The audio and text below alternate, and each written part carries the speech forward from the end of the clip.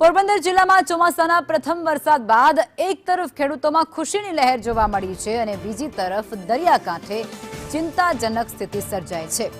પોરબંદરના સમુદ્રમાં અત્યારે ભારે કરંટ જોવા મળી રહ્યો છે, જેના કારણે દરિયાઈ પ્રવૃત્તિઓ પર અસર થવાની પૂરેપૂરી શક્યતા અત્યારે વધી ગઈ છે। ચોમાસાની શરૂઆત સાથે જ પોરબંદર, રાણાવાવ અને કુતિયાણા સહિતના ત્રણેય તાલુકામાં સારો એવો વરસાદ વરસી ચૂક્યો છે। આ સાથે વરસાદથી જે વાવેતર છે તેને પણ ખૂબ મોટો ફાયદો થઈ રહ્યો છે। ખેડૂતોમાં પણ ખુશી જોવા મળી રહી છે, કારણ કે છેલ્લા ઘણા સમયથી વાવણી લાયક વરસાદની તે લોકો રાહ જોઈને બેઠા હતા, પણ આ બધા વચ્ચે દરિયાએ રુદ્ર સ્વરૂપ લેતાની સાથે હવે ચિંતા પણ એટલી જ વધી ગઈ છે।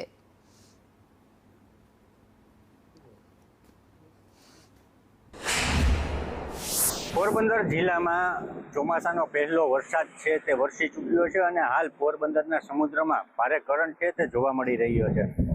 વહીવટી તંત્ર દ્વારા લોકોને સમુદ્ર કિનારાથી દૂર રહેવા માટે પણ અપીલ કરવામાં આવી છે।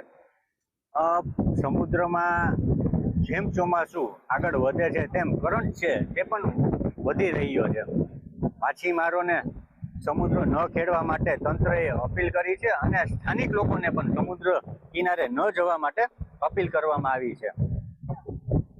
દર ચોમાસે પોરબંદરનો સમુદ્ર છે તે ગાંડો તૂર બનતો હોય છે અને આ ચોમાસામાં કંઈક વધારે જ કરંટ પોરબંદરના સમુદ્રમાં જોવા મળી રહ્યો છે। કેમેરામેન રવિ લાખાણી સાથે ઋષિ સાંકી, સંદેશ ન્યૂઝ, પોરબંદર।